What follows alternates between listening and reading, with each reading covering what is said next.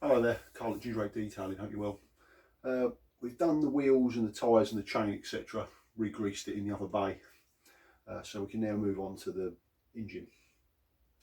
Basically what I've noticed is there's some lacquer peeling, lacquer flaking, a bit of corrosion just there, so we're going to have a little go at tidying that up. We'll try a magic eraser first, and then if not we'll go on to some wet and dry paper, and then we'll go further on into the detail as we go. Right. When you use a magic eraser, always make sure it's wet. If you use it dry, it will scratch. So we're just wetting it up. We're wetting it up with some APC. We're fairly near the frame, so what I'm going to do is put a piece of masking tape like that, just so we don't scratch the frame. I'm going to use it long ways like that. We're just going to use gentle pressure, just go up and down the fins.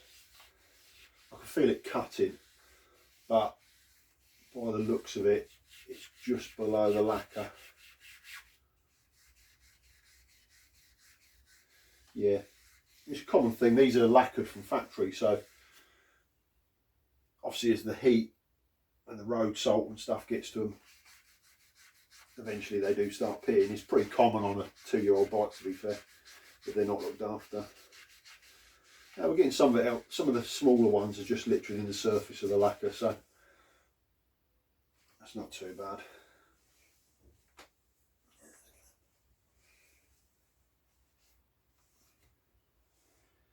No. So I'm going to go with some 600 wet and dry, a small block. I'm just going to wrap it around the little block, and we're going to wet it up. Again, do one fin at a time. You don't have to go mad trying to do them all at one go. And it's quite a lengthy process, but it does the job when it's finished, that's for sure.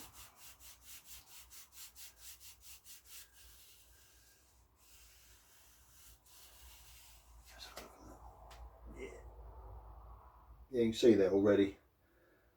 Clear that up, lovely that one. So what I'll do, I'll fast forward to the end, because otherwise we're going to be here for 4 hours watching me do this. So I'll catch you in a bit. So I'm fairly happy how that come out. What we're going to do now is just steam the residue off the top tip here. If you're going to use a steamer, just purge it out in a bowl, because otherwise you'll end up tipping water all over your bike. You don't really want that. So grab yourself a microfiber cloth. I'll pull this off first. Just lay that there. Just get a little steam out, get all the residue out.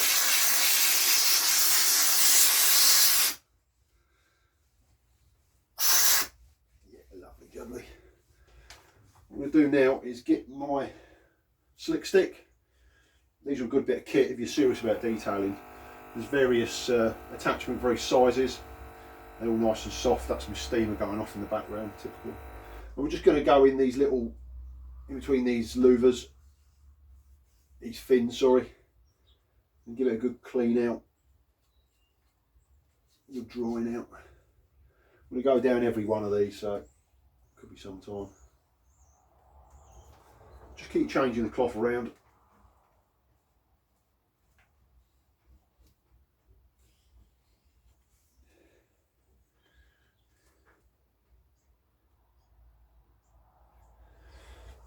This is where you have to start improvising.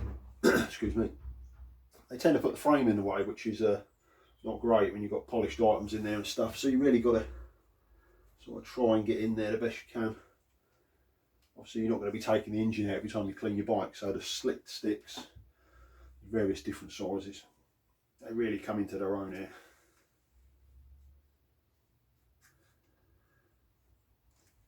Right. I'll carry on with this and I'll come back to you at the next stage.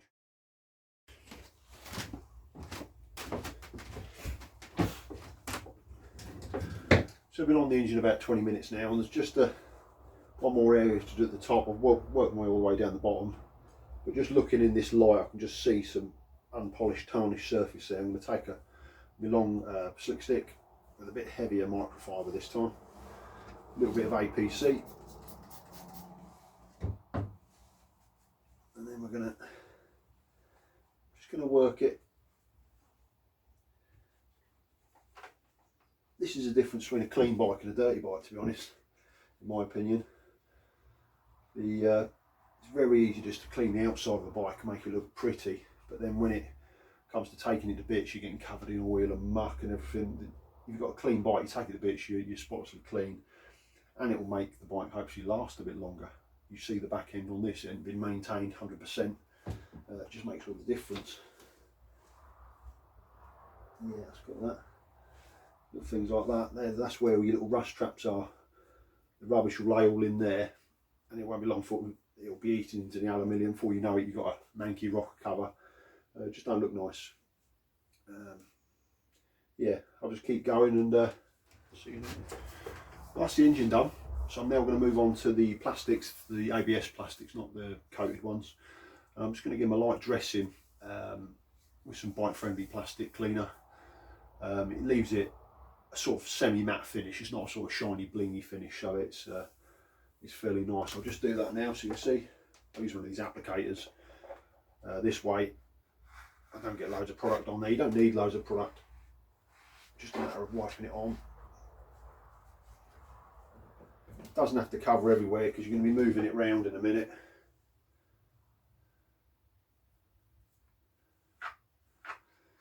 Do this side first. Clean microfiber towel. And it's just a matter of buffing that in. Working it all in the nooks and crannies.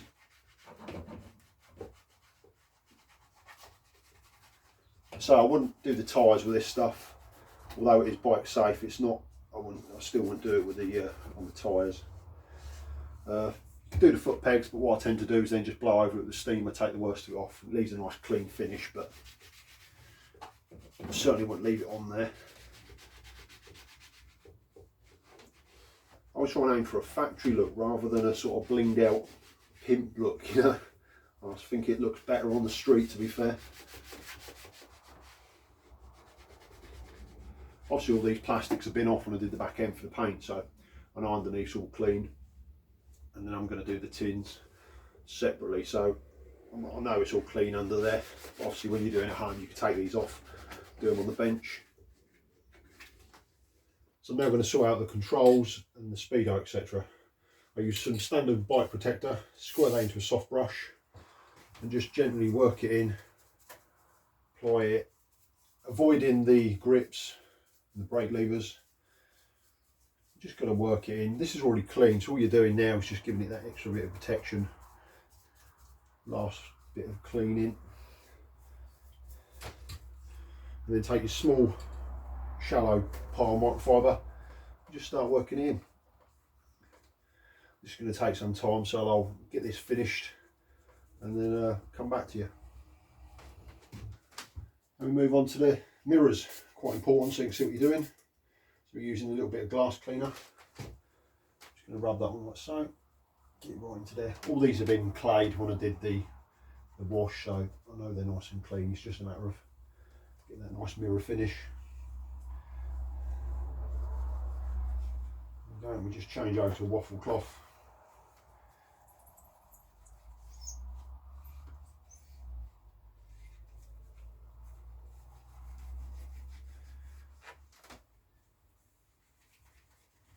Nice mirror finish, as you'd expect. Do the other one. We're now ready to start polishing the tins, or detailing the tins, to be fair. On a matte surface you do not put any waxes or polish on. It's the worst thing you can ever do. Also anything like WD-40 or even the maintenance sprays, etc. You'd have all sorts of problems. Gloss paint is obviously really flat, obviously like a mirror. Whereas matte finish is a rough texture. That's what gives it that matte look, doesn't reflect light. One problem you do have, and there's a perfect example just here, if you rub it or move on top of it too much, you'll flat the surface. Here it's gone very shiny, this little bit here, where the client's legs are rubbing up against it.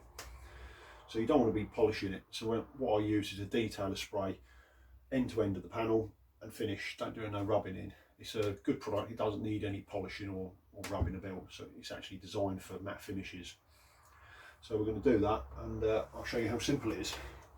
We basically apply the detailer to the cloth, as it's just a matter of starting one end, work your way along, more detail up, way along.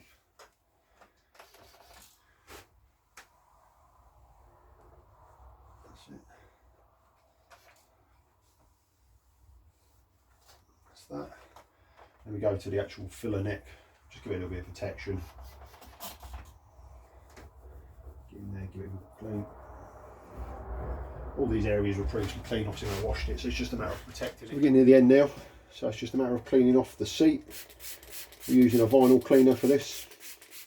Again, this is bike safe, so we've got to worry about too much of, so you don't get any slipping and sliding. Just working the product in.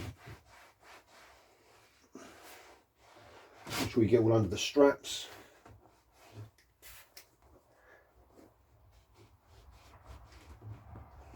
It smells amazing, this product. Certain products will just smell so good. Leave that for a little bit longer, a bit more product. Again, you don't want to be using your best cloths for these sort of jobs. Ideal time to save up the ones used on your interiors and bits and bobs for this sort of stuff. You don't want to be using your best dry-in towel or your best buff-in towels.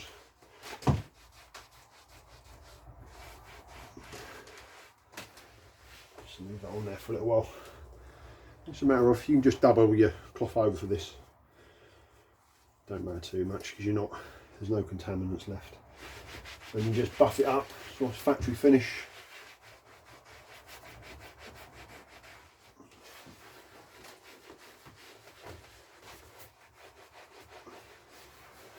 There you go, nice clean seat. I mean, it wasn't particularly dirty in the first place, so it's not a problem. One other thing I always do is have a look around the bike. Obviously it was in for the back end to be resprayed, but there's also like scratches like this where there's been caught with your boot. So I'm just going to take a little bit of product. This is some Cerakote. I've mixed up H series, so I'm just going to touch that in. I know it's a good match already because I've used it previously, so I'm just going to touch that in. Like I say, it wasn't in for this, but it just looks so nasty sitting there, so I just thought I'd do this. And that product will go rock hard. You'll never know that's there. Good tip to touching up is get yourself some small brushes. Even if you go to Honda, Kawasaki, whoever, and buy their touch-up pen, always use your own brush. Don't use their big brush. It's like painting with a yard broom. That will certainly help you. There's a couple of tiny little stone chips on this tank. So what I'm going to do, I'll take a hypodermic needle, dip it in the paint, obviously get the right colour, and then literally the size of the end of the needle, you're literally just dropping it into the centre of the chip, and each time you drop it you'll see another little dribble to come off, if your eyes are good enough. Mine aren't. And that's pretty much it. Let that dry, give it another wipe over with a detailing spray, job done. I'm now just going round polishing up the aluminium fixings. As you'll see, this is a bit tarnished, but now it's good as new. Well, that's that detail finished. It's absolutely chucking it down rain at the moment, so I won't be taking it out there tonight, but I'll get some pictures for you tomorrow.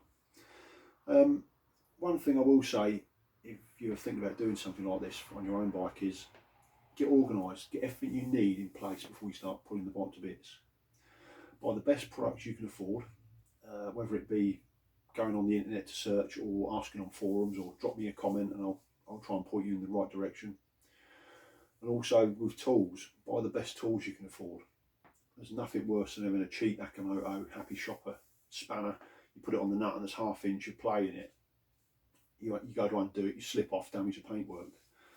Also with things like that, if you're taking any fasteners off around paintwork, just tape off the area. That way if it did slip or something happened, you're not going to damage the paintwork. One more thing is buy yourself a decent stand, either an ABBA stand or something like that. So once your bike's in it, it's not going anywhere, and you haven't got to worry about holding on to things. You can rattle it and jump over it and do what you like with it, really. but it's just one less thing to worry about, and that way you can concentrate on cleaning the bike, detailing the bike. Well, I hope you enjoyed this video. Please subscribe or drop us a comment, tell me what you think. Give me any ideas what you'd like to see in the future. I've got a few good things coming up, a few decent bikes to do, so I look forward to doing that. Catch you later, stay safe.